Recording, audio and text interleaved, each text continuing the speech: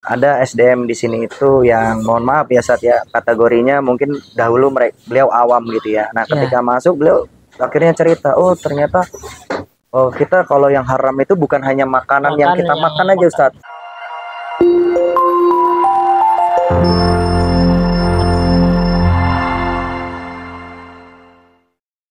Bismillah, Assalamualaikum warahmatullahi wabarakatuh. Alhamdulillah, kembali lagi di program podcast Sapa Pengusaha, inspirasi untuk kita semuanya. Kami sekarang dengan Ustadz Abu Asaka Ananta ya, Ustadz. Ya Ustaz, Masya Allah. Bagaimana kabarnya, Ustadz? Alhamdulillah baik. Waalaikumsalam warahmatullahi wabarakatuh Ustaz. Ya, Alhamdulillah, terima kasih Ustadz atas waktunya untuk kita. Insya Allah ini salah satu program yang kami buat untuk menginspirasi banyak orang. Masya Allah. Tentunya harapannya adalah untuk seluruh umat muslim, baik di Indonesia ataupun kalau bisa mendunia. Masya Ya, Allah. dan kita berada di Semarang untuk untuk kali ini saya berjumpa dengan panjenengan. Ya, sudah insya Allah banyak yang ingin kami tanyakan, Ustaz. Terkait mungkin kegiatan jenengan, kegiatan sehari-hari, kemudian juga usaha yang jenengan geluti gitu. Barangkali nanti dari kisah-kisah dari nol ataupun bagaimananya sampai sukses hari ini, ibaratnya gitulah. Bisa punya warteg plus, punya laundry, macam-macam, itu ada kisah yang mungkin bisa di-sharing untuk teman-teman. Masya Allah, luar biasa Ustaz. Iya, Ustaz. Nah, mungkin perkenalan dulu Ustaz, buat para teman-teman pemirsa yang nonton di YouTube. Nah, Ustaz. Bismillahirrahmanirrahim. Ya, Assalamualaikum warahmatullahi wabarakatuh. Sahabat-sahabat pemirsa FKM TV ya. Ya, FKM TV dan kalau ini FKM Semarang official lah. Oh, FKM TV punya pusat. Kalau ini khusus Semarang. Berarti ini FKM Semarang ya. Yeah. Nah, pemirsa FKM Semarang dan dimanapun teman-teman berada, Masya Allah ini suatu kehormatan yang luar biasa bisa diundang, bisa gabung bareng Ustadz Zainal di wawancara nih, ceritanya begitu ya. Tapi tentunya saya ini hanya manusia biasa lah Ustadz ya, maksudnya yang seperti mungkin teman-teman sekalian, pemirsa sekalian juga setiap hari kita harus ikhtiar ya dalam rangka beribadah kepada Allah Subhanahu Wa Taala. Nah, mungkin dari jalan ikhtiar itu Allah banyak menitipkan istauda'a istaudiu ya, menitipkan hal-hal yang setiap kita ikhtiar Allah titipkan, setiap kita ikhtiar Allah titipkan. Maka setiap titipan yang dititipkan oleh Allah Subhanahu Wa Taala ini berbeda-beda di hamba-hambanya gitu. Ya. Ada yang menurut orang lain, oh dia dititipkan harta yang banyak gitu ya. Oh dia dititipkan anak yatim piatu. Oh dia dititipkan macam-macam ya, ilmu yang banyak. Ya. Termasuk dia dititipkan dititipkan sebuah organisasi yang besar gitu ya. Nah ini adalah sebuah titipan aja sih Ustaz, maksudnya. Sebuah kesuksesan itu bukan hanya didapat dari orang yang berwirausaha aja sebenarnya. Tapi dia yang istiqomah di jalan Allah Subhanahu Wa Taala pasti dia akan mendapatkan najah gitu, mendapatkan keberhasilan. Nah, keberhasilan itu kadang-kadang kita ini luput gitu ya. Apa sih sebenarnya tujuan kita hidup gitu. Sama aja, pengusaha juga sama. Kita kan tujuan hidup kita kan fil jannah, kita masuk ke surganya Allah Azza wa Jalla. Walaupun akan tetapi kalau kita bicara pengusaha ya mungkin akan berbeda teknisnya, metodenya dengan antum ya, dengan sebagai pengelola sebuah organisasi. Begitu juga dengan pengelola, kalau dia dititipi anak yatim piatu itu akan berbeda semua perannya, tapi tujuannya satu, yaitu fil jannah, kita akan masuk surga. Nah, kalau hikayah ya, hikayah ataupun saya bercerita aja ini Ustadz ya, bercerita berdasarkan pengalaman ya, kayak pribadi atau menjadikan ibrah nanti untuk teman-teman sekalian pemirsa FKM Semarang. Saya berwirausaha mungkin dari usia 20 tahun, 20 tahunan ya. Memang udah nikah. Nah, itu sebagai hawayatuni, maksudnya sebagai niat. Sebagai hawayatuni itu sebagai hobi. Oh, hobi. Nah, kan kalau kita tanya tasalkan hawayatuka gitu kan, apa hobi kamu? Nah, ini kan kalau saya berarti hawayatuni, berarti saya hobi saya lah untuk mungkin berdagang gitu Ustaz ya. Kita berdagang aja, kita berdagang. Nah, mungkin zaman dulu ya pokoknya karena senang berdagang, senang membantu orang.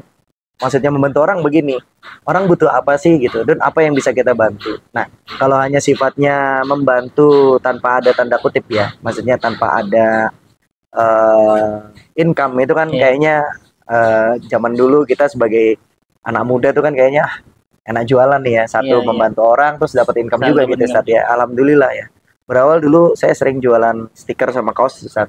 Dulu itu waktu sekolah gitu ya. Cetak sendiri mau Nah, nyetak. menyetak sendiri. Nah, Nyetak. zaman dulu itu karena saya belajar dulu di Jakarta, berarti dan yang terkenal kalau kita bikin percetakan itu zaman dulu adanya di Bandung, Ustaz. Oh, Ya, jauh sekali kan gitu dari Jakarta ke Bandung dan itu pun juga belum ada online dulu. belum ada ya zaman dulu tahun 9 awal 2000 ya 99 2000-an lah ya. Itu Masya Allah kita Ana dengan teman-teman itu sudah terbiasa kita berdagang gitu ya. Akhirnya kita mengumpulkan orang-orang yang mau bikin stiker atau bikin kaos gitu ya. Kita kelompokkan. Nah, ya dengan sistem kalau yang punya uang cash langsung bayar misalkan ketika itu 15.000 rupiah. Nah, ada orang yang nggak ada teman-teman yang nggak punya uang cash akhirnya nabung dulu gitu ya, nabung dulu sampai mungkin sebulan ya, atau 2 bulan, nanti setelah lunas baru kita pesankan. Nah kita pesan itu berangkat ke Bandung rame-rame gitu sama teman-teman dulu yang dalam satu komitmen ya, dalam satu kelompok kita untuk berjualan baju itu dan stiker atau gantungan kunci juga ada gitu Ustaz. Nah seperti itu kita jalani, alhamdulillah kok asik, seneng gitu ya, dapat uang walaupun nggak banyak sih, tapi kan seneng aja hasil keringat sendiri ya. Iya betul. Nah dari situ akhirnya banyak inspirasi yang masuk ya. Oh akhirnya kok saya suka berdagang ya, akhirnya merambah ke yang lain batu-batu kayak jual beli. Teman-teman ada yang jual motor ya kita bantu jualkan, terus jualan apa lagi kita bantu lagi gitu. Waktu dulu tidak ada online ya, sifatnya ya langsung ketemu ngobrol sama orang gitu aja. Jadi perbanyak silaturahmi gitu ya, perbanyak Mas MC kita jalan-jalan lah gitu ya. Kita jalan-jalan untuk ya tuh ketemu dengan orang, apa yang mereka butuhkan. Nah, kajali kalau saat musik seperti itu. Nah, setelah itu 2007 ya, 2007 saya menikah. Sebelumnya sebelum saya menikah itu saya juga bekerja di salah satu perusahaan studio foto dulu. Karena saya basicnya suka dengan desain grafis dan dulu saya kuliahnya itu di jurusan advertising. Jadi desain apa segala macam tuh senang gitu ya. Nah saya bekerja di studio foto, tapi di sana itu banyak mudorotnya Ustadz, karena kan kalau kita bicara foto kan wah Masya Allah ini ya, betul. Nah kita ketahui lah itu kan sawiru kan, itu gambar-gambar yang tidak diperbolehkan, apalagi Masya Allah gambar-gambar yang mudorot nih ya, yang ada unsur-unsur 17 plusnya, 18 plusnya ini kan berbahaya gitu. Akhirnya saya keluar dari situ, tapi tidak sedikit saya dapatkan banyak ilmu tentunya dalam berbisnisnya. Nah ini kita masuk dari perdagang menjadi berbisnis nih. Kalau berdagang kan konsepnya hanya jual beli saja. Kalau berbisnis kan ada metodenya sendiri, ada caranya, ada struktur organisasinya di dalam bisnis tersebut. Memang tujuan utamanya adalah berdagang ya, tapi kan di situ juga kita mengelola banyak SDM kan, banyak orang gitu. Nah disitulah saya mulai belajar, alhamdulillah dipertemukan dengan teman-teman yang sevisi semisi. Dalam artian sevisi semisi itu yang Islami gitu Ustaz ya, yang dia paham oh ini nggak benar nih dalam syariat nggak boleh gitu. Nah akhirnya kita belajar lagi. Nah setelah belajar di situ saya ya ini membuka usaha yang pertama itu Maksal Ustaz. Maksal itu laundry gitu ya. Usaha laundry. Nah, usaha laundry ini sebenarnya sudah dijalankan orang tua saya sejak tahun 94. Cuman karena seorang anak kan setiap hari setiap hari itu ketemu dengan gosalah ya cuci ya. Iktasil gitu kan, misalnya dicuci. Nah, itu nggak rasanya kayak gimana gitu ya sebagai seorang anak, kayaknya nggak cocok nih usaha seperti ini apalagi setiap hari ketemu dengan itu. Tapi manan padahal ini yang terbaik gitu ya dari Allah Subhanahu wa taala, ilmu yang terbaik yang di awal itu yang saya dapatkan gitu ya sebelum saya menempuh perjalanan untuk berbisnis sendiri. Nah, ketika itu ada nasihat dari orang tua saya, udah pilihlah jalan ataupun bisnis yang sudah kamu kuasai dibandingkan yang belum kamu kuasai. Karena saya pengen dulu itu buka studio foto Islami dulu, maksudnya studio syariat ataupun yang berbau-bau desain grafis tapi syariat. Nah, orang tua saya memberikan nasihat, kamu kalau mau berwirausaha yang sudah kamu kuasai dulu, yang kamu sudah bisa, ya. Kalau antum lastati, kaifa, maksudnya orang tua saya bilang kalau kamu nggak bisa, gimana kamu menjalankan usaha gitu. Ternyata benar juga ya gitu. Saat itu passion Anda memang waktu desain itu memang desain kan, fotografi, langsung nyoba di situ juga. Belum. Jadi anak awalnya mau usaha itu awalan, tapi orang tua saya menasihati karena setiap hari saya dari kecil itu sudah di bidang laundry kan, maksal tadi orang tua kan di bidang laundry kan, saya setiap hari kulayom setiap hari itu jadi tahu terbiasa walaupun saya nggak terlibat secara langsung, tapi kan pikiran saya, hati saya semua setiap hari biahnya cucian, lingkungannya kan laundry gitu. Nah akhirnya Bismillah saya mengikuti nasihat orang tua saya buka laundry di kota Semarang itu dari tahun 2007. Nah disitulah ada rasa takabur ya, karena saya dulu merasa bisa laundry gampang, bisa begini nanti akan hasilnya seperti ini seperti ini. Ternyata yang saya jalan itu berbeda kan, setiap kota punya masing-masing. Lo orang tua di mana? Bukan di Jakarta. Orang tua Jakarta. Ya, saya besarnya dulu di Jakarta. Qadarullah hijrah ke Semarang 2007.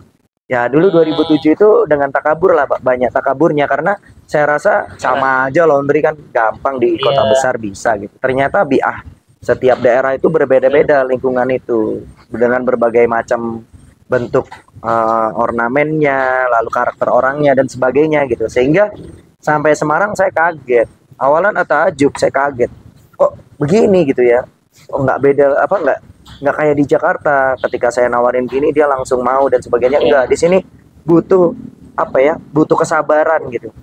Butuh kesabaran dalam menjelaskan sesuatu produk gitu, bahkan tidak mudah orang itu percaya saat di awal itu. Akhirnya saya merubah metode saya yang terbiasa di Jakarta, saya rubah. Nah itu butuh waktu yang lama juga untuk belajar kan itu, sehingga butuh waktu 1,5 tahun. Nah dalam waktu 1,5 tahun itulah saya banyak belajar dan bertemu dengan teman-teman yang di lingkungan Jawi Wusto ya, di lingkungan Jawa Tengah ini. Akhirnya saya masuk di komunitas KPMI dulu, komunitas pengusaha Muslim Indonesia ya, untuk dalam menambah ilmu. Nah dari situlah banyak sekali ilmu-ilmu yang saya dapat, baik ilmu akhirat dan ilmu dunianya, sehingga saya tertarik untuk belajar lagi di Madrasah Fikih Al Islamiyah ya. Alhamdulillah itu saya belajarnya di online, cuman dari AOIV Ustaz. Jadi pusatnya ada di Malaysia gitu ya. Nah qadarullah saya dapat informasi di situ, saya langsung daftar non akademi ya, saya memilih non akademi gitu ya. Nah karena kan saya berpikir kalau saya pakai akademi nanti ada lulusan itu ribet gitu ya, harus riwariwi dan sebagainya. Saya non akademi aja, yang penting kan ilmu itu bisa saya amalkan. Sudah jadi Ustaz Hakada. Nah jadi intinya seperti itu. Alhamdulillah ini sedikit demi sedikit banyak ilmu yang saya dapatkan. Yang ini compare ya antara dunia dan syariat ini masuk berbarengan. Nah akhirnya saya langsung bisa memilah-milah, oh mana yang diperbolehkan dalam syariat, mana yang tidak gitu ya. Akhirnya banyak teman-teman pengusaha-pengusaha yang kenal dengan saya meminta untuk saya mengisi nih tentang kajian-kajian anti riba misal atau fikih muamalah. Nah di situ banyak kan silaturahim berkembang. Akhirnya ditanyalah saya usaha apa dan sebagainya ya, namanya pebisnis pengusaha ya wajar lah kita ingin mengembangkan usahanya ya, dengan mengalir sendirinya saja. Saya cerita alhamdulillah dengan keistiqomahan di usaha yang saya jalankan, wahidan fawahidan, satu demi satu, qalilan faqalilan, sedikit demi sedikit alhamdulillah usaha itu berjalan dengan baik. Hatta Maksal ini memiliki, atau laundry ini memiliki cabang. Alhamdulillah ada 66 cabang di seluruh Indonesia saat ini. Ya karena itu kan permintaan, ada orang yang sesuai kebutuhan dan satu visi misi tadi kan sama, dia pengen membuka laundry syariah misalkan. Karena ketika 2007 itu saya juga sudah mendeklarasi sih laundrynya laundry syariah, tapi waktu itu masih sembunyi-sembunyi ya Ustaz ya. Karena belum familiar dengan konsep-konsep syariah gitu ya. Nah, qadarullah di tahun 2012 sudah tuh kita coba rebranding ya, ada kata-kata syariah. Alhamdulillah di situ booming ya. Banyak orang-orang yang menginginkan laundry secara syariah, begitu juga dengan usaha yang sesuai dengan syariah. Karena di tahun 2012 itu booming-boomingnya tentang riba-riba itu. Nah, qadarullah banyak teman-teman juga yang berminat, minta diajarkan apa segala macam caranya bagaimana, sehingga saya juga berkecimpung ya, terlibat di bisnisnya teman-teman secara tidak langsung, sampai ada salah satu pesantren besar di daerah Bandung ya, yang santrinya itu mungkin puluhan ribu, itu juga meminta bantuan untuk bagaimana laundrynya di sana bisa dikelola atau dikonsep secara syariah dengan asesmen yang bagus gitu ya, maksudnya dengan profesional.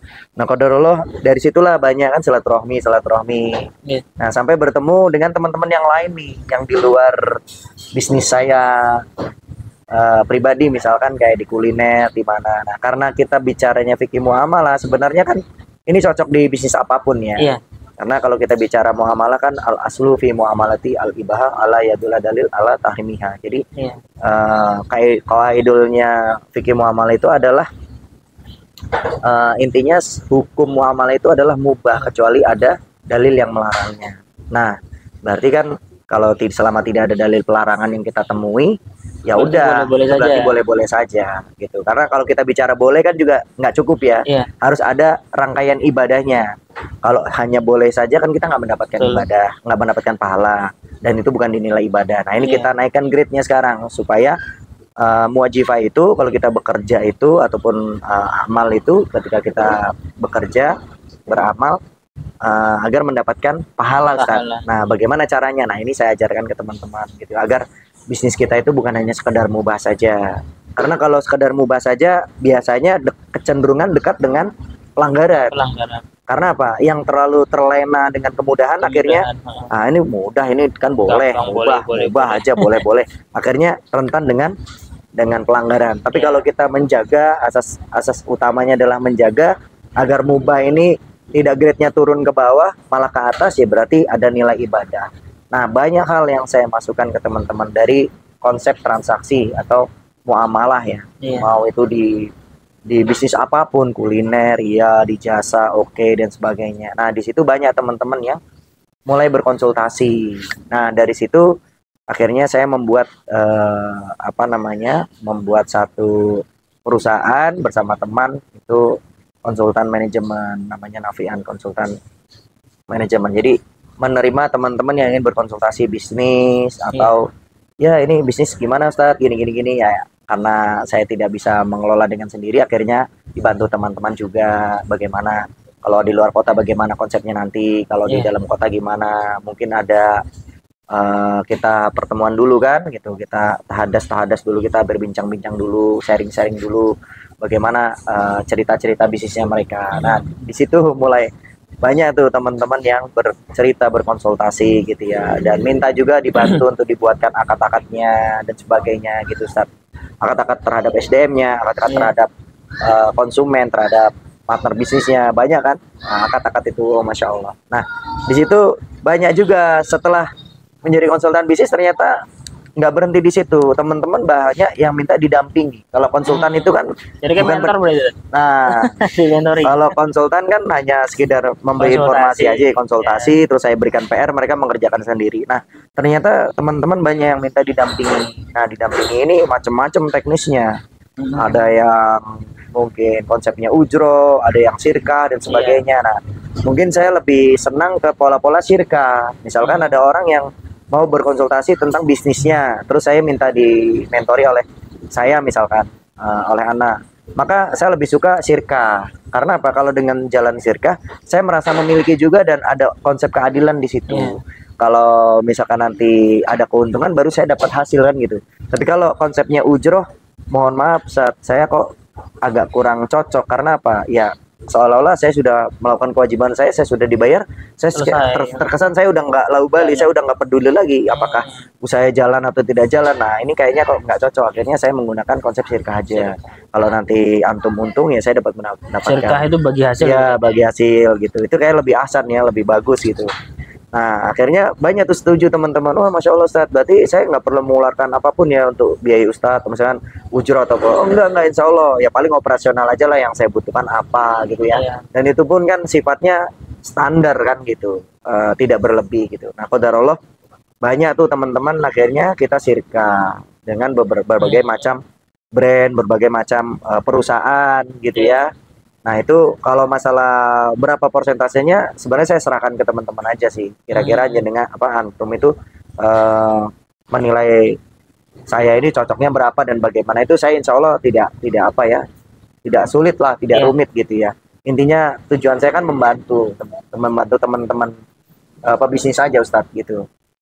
Nah, itu hatta al-an sampai sekarang Seperti itu Ustaz. Masih Yang saya berjalan. lakukan masih berjalan alhamdulillah. Ini juga ada beberapa teman-teman yang minta dibantu UMKM untuk, ada juga yang baru mau jualan online. Iya. Wah, yang paling banyak pandemi itu Ustaz. Pada saat pandemi kemarin itu, wah Masya Allah banyak sekali tuh teman-teman yang berkonsultasi, minta dimentorin. Ya Iya. wajar lah, karena kan pada saat itu semua lini bisnis itu drop ya. Drop semua. Nah, alhamdulillah sekarang sudah mulai bangun. Nah, ini juga merambah lagi, nanti mau beberapa kuliner ada Alhamdulillah. bertambah lagi Ustaz gitu, insya Allah. Ya pokoknya Iya. kita berkarya terus Ustaz gitu. Iya. Karena sampai mati lah. Amin, Hati-hati insya yakin. Allah. Amin, insya Allah. Iya. Berarti usaha bisnis itu tergantung dengan passion kita juga ya, Dad, ya? Kalau seandainya kita nggak punya passion situ, seperti itu, pengen pengusaha, pengen bisnis, pengen jualan lah gampangnya gitu. Tapi kita nggak punya passion di situ. Tapi kita ya butuh sebenarnya seperti itu. Kira-kira gimana, Dad? Ada orang yang pengen jualan tapi Iya. kok yo nggak berhasil, nggak pernah sukses, macam-macam dicoba juga nggak pernah bisa. Apakah itu tergantung passionnya dia atau bagaimana? Sebenarnya begini Ustaz, kalau kita bicara passion itu kan lebih mendekati ke hobi ya Ustaz ya. Iya. Nah, tapi kalau dia mau kemauan ini bukan passion Ustaz. Kemauan ini kayak kita mendobrak sesuatu. Kan gitu Ustaz ya. Oh iya iya. Ya, misalkan kita ada di dalam ruangan. Nah, udahlah saya ada orang yang memilih, ya udahlah saya pasrah aja di sini nggak apa-apa lah. Nunggu ada orang yang datang. Ada orang yang nggak mau, saya mau mendobrak ini, dia mau usaha. Nah, jadi menurut saya begini Ustaz, menurut Ana itu sebenarnya bisnis itu kalau dibicara passion enggak juga, Enggak juga. tergantung kemauan. Antum mau Tekad apa enggak ya. gitu. Iya, kemauan, terus ikhtiar antum sejauh mana gitu. Karena ini akan dinilai oleh Allah Subhanahu wa taala gitu. Kalau kita bicara passion, nanti aja nunggu passion lah. Nah, passion datangnya dari Allah. Ya kan, passion ini kan kesenangan. Bukan keinginan ataupun kemauan, berbeda. Kemauan, keinginan, kesenangan ini berbeda makna dan berbeda arti kan gitu. Kalau kita ada kemauan, misalkan contoh, maka Walaupun nggak punya passion tapi punya kemauan punya bisa mau- jadi berhasil. insya Allah Ya. bisa, dan banyak orang-orang yang di jalan itu. Contoh passionnya dia, misalkan mereka menyebutkan passion saya itu bekerja. Saya dari akademi, dari SD sampai hatta kuliah, hatta jami'an, lulus kumlot bagus, Iya. saya bisa diterima di perusahaan mana aja tanpa saya cari pekerjaan. Iya. Nah, ini kan sudah nyaman banget. Tapi karena dia kemauan menjadi pengusaha, nah Bisa. walaupun dia nggak punya, dia nol, dia nggak passion sama sekali, Nggak punya ilmunya lah nggak punya bahasanya mungkin ilmunya, ya. tapi dia punya kemauan, dia masuk ke bi'ah yang pengusaha, lingkungan pengusaha, dan dia mempelajari ya istiqomah, sabar di dalamnya, maka dia juga bisa berhasil gitu Ustaz. Berarti emang kemauannya harus Kemauannya dikuatkan, itu. niatnya. Nah, jadi yang nomor satu ya tetap inna malu biniat. Nah, niatnya karena apa dulu? Jangan sampai karena dunia ya, tapi karena Allah Subhanahu wa taala itu. Lalu yang kedua, masalah ini kan masalah hati kan. Iya. Ya muqallibal qulub, sang pembolak-balik hati ini kan Allah. Passion pun kan juga sama. Kalau memang Allah mau rubah aja. Betul. Yang tadinya pengusaha mau dirubah jadi pekerja juga bisa, atau sebaliknya. Nah, ini sebenarnya tergantung manusianya. Jadi nggak ada sih di dunia ini tuh yang pasti sampai kata maut ya, Iya. sampai maut memanggil, itu nggak ada sih, karena semua itu ketentuan dari Allah Ustaz. Jadi kalau kita misalkan mendekat, nggak beda kata Rasulullah SAW, kalau antum mau wangi ya kumpul sama penjual parfum, kan gitu. Tapi kalau antum mau kuat badannya, terus mau ya apa namanya, ke tempat yang kotor lah ya, sama pandai besi kan gitu kan. Iya, betul. Nah, jadi intinya nggak seperti itu juga sih, algoritmanya gitu saat enggak sih gitu. Jadi nggak bisa dipastikan lah gitu harus seperti itu. Nggak harus punya passion sebenarnya. Enggak, insya Allah enggak. Tidak. Berarti perlunya itu kemauan, mungkin sama lingkungan. Ya, Kan lingkungan pertama pengusaha kan otomatis belajar dari mereka yang Ya. para pebisnis dan pengusaha. kendala mereka itu, mereka selalu mengasumsikan adalah saya nggak punya ilmunya, saya nggak tahu caranya. Nah, sebenarnya untuk kita sampai kepada ilmu, Ada sampai kita kepada cara itu ada tahapannya. Pertama Mau niat, dulu, dua mau niat, dulu. mau. Terus yang terakhir ini setelah mau istiqomah enggak Iya, iya. gitu. Kadang mau-mauan aja sih tadi. Nah, banyak gitu. Karena teman-teman sekarang ini kan melihat hanya dari kesuksesan orang. Iya. Oh, enak ya sukses. Ya, sukses Punya ya. ini, Nah, punya beliau itu. nggak mempelajari hikayahnya, perjalanannya sampai sukses itu tidak gitu. Dan bahkan nggak mau ikut susahnya. Ya ini kan repot. Berarti kan nggak mau kan gitu. Iya. Nah, tapi kan semua itu maksud saya begini loh. Saya ngambil yang paling pahitnya aja, anak ngambil yang pahitnya aja. Ya namanya orang mau sukses itu pasti susah-susah dulu. Inama al usri usra wa inama al usri usra, kan gitu. Kita bersusah-susah dulu baru ada kemudahan kan gitu. Nah, itu kan konsep. Tapi kadang-kadang ada kan orang yang tidak menemui kesusahan kan ada Ustaz. Gitu. Nah, misalnya, oh dia enak ya nggak menemui kesusahan. Nah, mungkin berbeda cerita kan gitu. Itu kan udah haknya prerogatif Allah. Tapi kan yang seperti itu sedikit jumlahnya Ustaz. Banyak kan orang menemui kendala dulu. Nah, kendala itu sebenarnya kan ilmu. Nah, kalau kita mau sabar, jadi ya ini balik lagi ya Ustaz ya. Kalau kita bicara akidah, kita bicara dalam menuntut ilmu. Sebelum kita menuntut ilmu itu kan kita harus menyiapkan wadah ilmunya dulu. Iya. Kita contoh misalkan antum datang nih mau belajar, antum mau ngapain? Mau belajar. Ya udah pakaiannya biasa aja, nggak bawa buku, nggak bawa pulpen, nggak bawa, ya pokoknya biasa aja, Pak. Asma-asma apa kan namanya denger-denger aja lah. Iya. Ini kan susah, berarti kan dia nggak menyediakan wadah ilmu. Tapi beda sama orang yang, oh masya Allah penampilannya Rapi, bersih, terus bawa catatan, bawa ballpoint, siap untuk dia menerima ilmu dan belajar. Nah ini berbeda nanti hasilnya. Akan berbeda. Nah jadi wadah ilmu itu penting sebenarnya Ustaz. Nah disinilah teman-teman kadang ya itu tadi seolah-olah menyepelekan ilmu jadinya kan gitu. Nah ilmu gampang lah. Orang ilmu dunia aja saya bisa, apalagi ilmu akhirat yang banyakan teori gitu. Padahal sebaliknya. Kalau kita sudah menguasai ilmu akhirat, maka ilmu dunia itu akan terasa mudah Ustaz.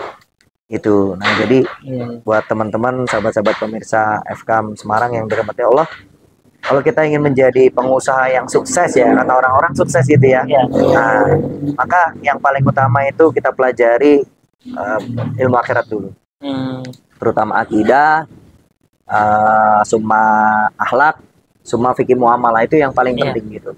Yang ketiga hal itu saja, insya Allah istiqomah dan antum mudah-mudahan bisa diberikan kemudahan nanti gitu. Alhamdulillah. Mungkin ini lagi Ustaz. Jenengan kan udah punya usaha laundry dan sekarang ada Warteg Plus lah ini ya. Itu ada berapa cabang Ustaz? Warteg Plusnya seluruh Indonesia atau kalau Warteg Plusnya ini cabangnya kalau kita total kan sebenarnya ada 2 branding ya. Kita ini bekerja sama dengan Warteg Ibu Tia awalnya. Nah, Warteg WBT Ibu Tia, ya, WBT ya di Semarang terkenal lah. Itu kan sudah lama ya, sejak 2011 mungkin ya.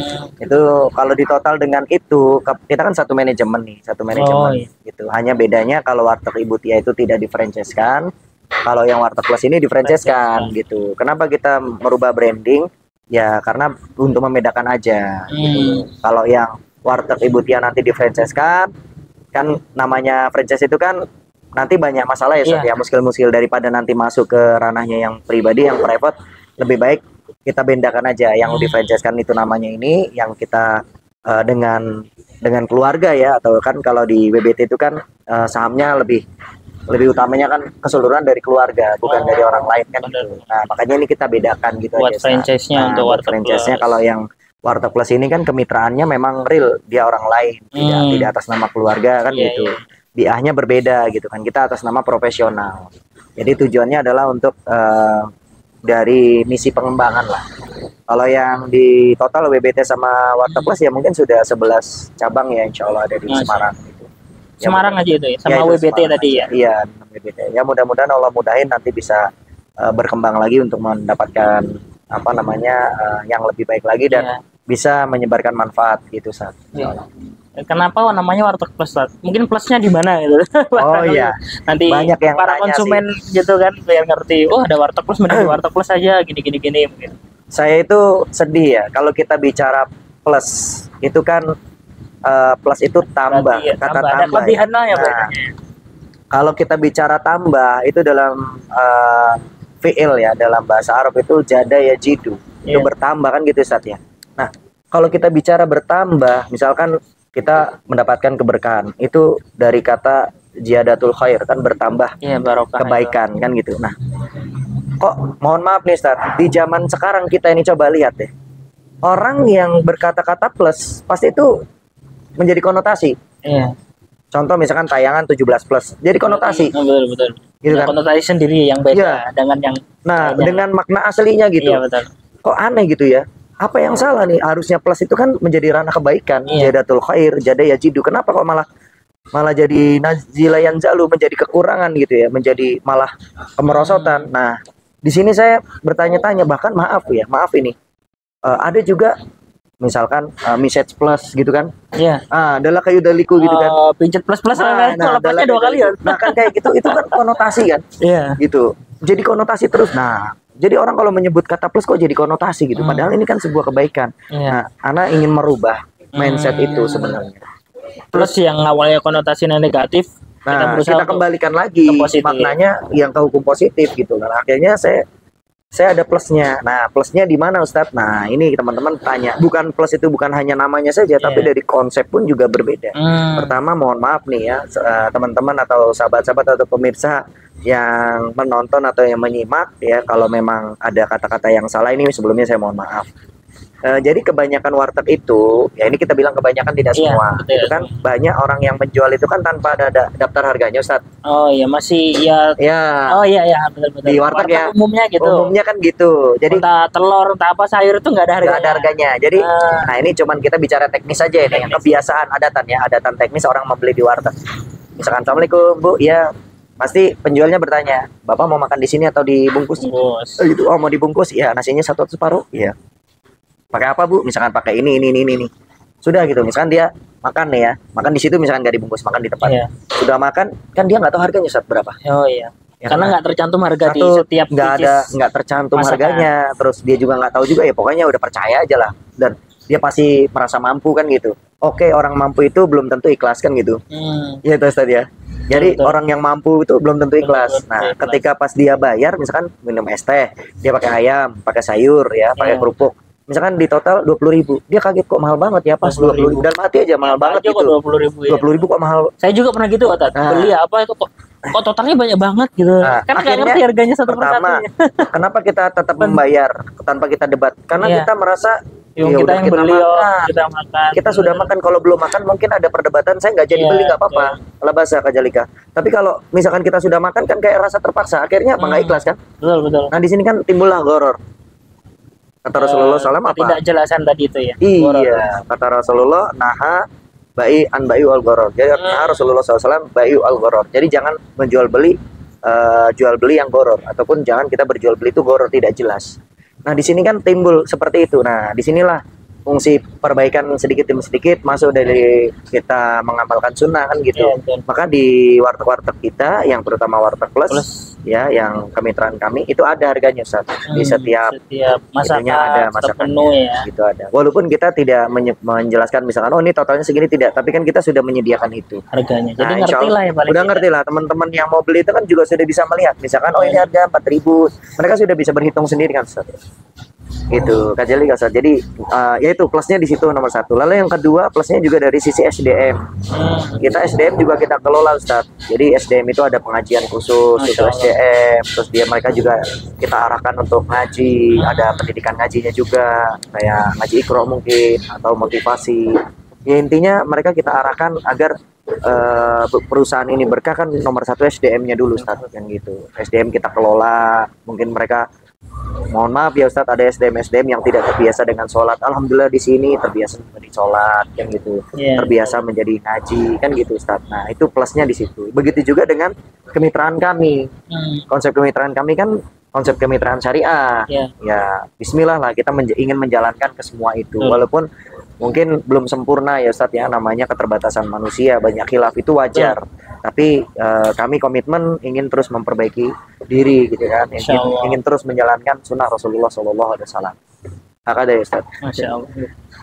Itu luar biasa Tat. Mungkin nggak banyak warung atau warteg yang menggunakan konsep seperti ini. Ibaratnya udah berusaha untuk syariah mungkin gitu. Iya. Nah untuk hal-hal seperti itu kan beda dengan warteg-warteg pada umumnya ya Tat ya. Pada umumnya yang mereka menyediakan makanan kemudian harga ya mereka yang ngerti, kita nggak ngerti sebagai konsumen. Tapi mereka yang paham. Nah mungkin dari konsep yang seperti ini segala macamnya itu ada ujian tersendiri nggak Tat? Mungkin dari konsumennya kan biasanya ini kok agak lain nih. Apakah itu tanggapan dari konsumen itu malah nilai yang plus bener-bener plus atau kok aneh ya gitu? Barangkali gitu biasanya ada yang seperti itu. Konsumennya gitu. Atau ujian-ujian yang lain maksudnya. Nah, karena kita konsepnya syariah gitu. Nah, seperti ini tuh menjadi plus beneran bagi konsumen atau mungkin mitra kita atau bagaimana itu. Ya, kalau kita bicara dari usus dakwah, ini kan dalam rangka kita menjalankan sunnah, itu bagian dari kita berdakwah ya Ustaz ya. Mensiarkan lah Nah, intinya gitu ya. mensiarkan apa yang dijalankan oleh Rasulullah SAW, apa yang diperintahkan oleh syariat Islam, maka udah pasti ada imtihannya itu. Ujiannya. Sudah pasti ujian itu pasti ada. Ada yang mencela lah, ada yang terlalu lebay lah, ada yang Sok-sok lah gitu lah. kritik lah dan sebagainya. Itu lah bahasa, masya Allah. Karena kami itu sudah siap mental lah dengan hal-hal seperti itu. Gitu. Yang terpenting kita menjalankan syariat itu, kita punya hujahnya khusus, kita punya hujah untuk menjawab mungkin ya ujian-ujian tadi dan sebagainya, itu nggak masalah gitu. Bahkan paling yang ya ini karena kami ya dan teman-teman sudah satu visi satu misi, yang kita kejar itu bukan dunia, yang kita kejar itu akhirat, maka biasanya mereka membandingkan dengan dunia. Padahal kita alhamdulillah ya mohon maaf, mudah-mudahan Allah istiqomahkan hatta al-an ya, sampai sekarang kita itu tidak silau dengan dunia gitu loh. Jadi yang mereka bandingkan, nggak perlu kayak gitu, warung saya tetap rame, banyak pelanggannya gini-gini, yang penting kan jualan itu laku. Kadang-kadang begitu kan. Iya, gitu karena ya. memang konotasinya laku, bukan berkah gitu. Gitu kan. Nah ini ya akhirnya orientasinya berbeda, ya udah ngapain kita samakan, bang, ngapain kita sakit hati juga kan gitu. Kalau kita mohon maaf nih, kita iri sakit hati kan kalau dengan orang-orang yang masya Allah, yang ibadahnya bagus, yang menjalankan sunnah. Nah kita irinya kan orang-orang yang seperti itu gitu. Ya seperti mohon maaf lah, para masyaikh itu masya Allah itu kan orang-orang goni sebenarnya, banyak orang kaya dari mereka itu yang bahkan para sahabat aja juga orang-orang kaya semua kan gitu. Mereka tidak silau dengan dunia, sehingga ketika mereka bersedekah itu tidak dilihat, bahkan tidak mau dipublikasikan. Nah ya mudah-mudahan kami pengen seperti itulah Ustadz gitu. Kita yang penting ikhtiar terus, masalah sedekah, masalah apa, kita mampu, kita bisa, mental kita juga siap dalam menghadapi impian seperti itulah Ustadz. Itu maksud Ana, yaitu pasti ada lah gitu loh, dan kita insya Allah kuatkan mental terus. Ya, luar biasa dengan ilmunya. Masya Allah, Insya Allah. Insya Allah semoga benar-benar menjadi inspirasi untuk para penonton FKM Semarang Official ya. Kemarin kita sudah bertemu dengan ownernya Nyamleng, Tengkleng, Bu Harti. Ini sekarang dengan beliau Ustadz Abu Ashakananta ya, dengan konsep yang luar biasa yang mungkin nggak kita temui di tempat-tempat yang lain ya, dengan konsep syariahnya itu menjadi nilai plus. Mungkin teman-teman bisa belajar. Nah, kalau kapan-kapan pengen tahu bisa mampir juga ke Warteg Plus ataupun Warteg Butia ya, di Semarang ya.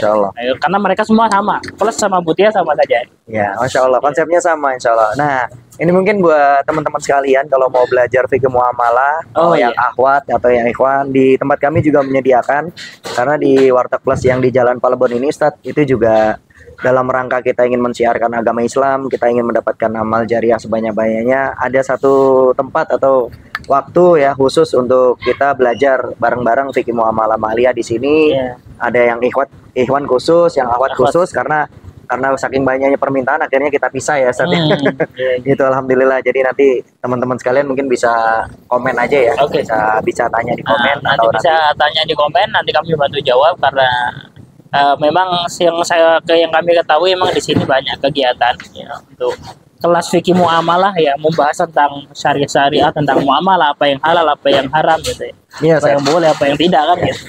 Itu penting bagi para pengusaha dan teman-teman yang juga mungkin punya niat pengen usaha. Kita ilmunya dulu ya, agar kita tuh nggak akan terjerumus ke yang haram lah takutnya gitu. Paling enggak ya subhat itu jangan sampai lah gitu. Ada satu yang menarik nih Ustadz ya, tentang SDM ya Ustadz. Ada SDM di sini itu yang mohon maaf ya Ustadz ya, kategorinya mungkin dahulu beliau awam gitu ya. Nah ketika masuk beliau akhirnya cerita, ternyata kita kalau yang haram itu bukan hanya makanan yang kita makan aja Ustadz. Nah jadi beliau itu pernah kerja di satu matoam, di satu warung makan itu makanan yang haram, babi. Dia merasa, saya kan nggak makan, nggak masalah. Tapi alat masaknya itu kan bekas babi campur. Nah beliau juga makan dari situ. Ketika bikin kamu dari situ, tapi kan saya nggak campur sama babi lah, bukan seperti itu konsepnya. Nah karena keterbatasan ilmu, mereka akhirnya menyesali itu. Masya Allah, la ilaha illallah, saya nggak tahu Ustadz, begini-gini, terus gimana Ustadz, saya dosa nggak? Ya insya Allah tidak gitu. Nah ini menjadi jalan juga kebaikan kan Ustadz gitu ya. Nah jadi sahabat-sahabat yang dirahmati Allah, kalau kita bicara kadang kita berpikir ya tafakar, kita hanya berpikir tentang diri kita, ini nggak salah deh, tapi tanpa kita mencari ilmunya itu sebenarnya itu salah, kurang pas ya, tidak pas. Harusnya kita mencari ilmunya dulu baru mengatakan, memiliki kesimpulan boleh atau tidak gitu Ustaz. Nah, kebanyakan orang sekarang, wah ini nggak boleh, padahal nggak tahu hukumnya nggak tahu beneran. hukumnya gitu loh, kan gitu. Dan melihat dari kebanyakan orang gitu. Nah ini sebenarnya salah juga, gitu Ustaz. Alhamdulillah. Ya, terima kasih Ustaz atas waktunya. Ya, Masya Allah Ustaz. Kami kira cukup, insya Allah semoga bermanfaat buat sahabat baik, para penonton di FKM Semarang Official. Ya. Kapan-kapan kita insya Allah bertemu dengan para pengusaha dan ustadz yang lainnya, yang semoga program podcast Sapa Pengusaha ini dengan tagline inspirasi untuk kita benar-benar memberikan inspirasi gitu ya. Begitu dari kami, terima kasih Ustaz atas waktunya. Jazakumullah khair. Wah, jazakumullah khair. Masya Allah, sama-sama Ustaz. Kami akhiri. Assalamualaikum warahmatullahi wabarakatuh.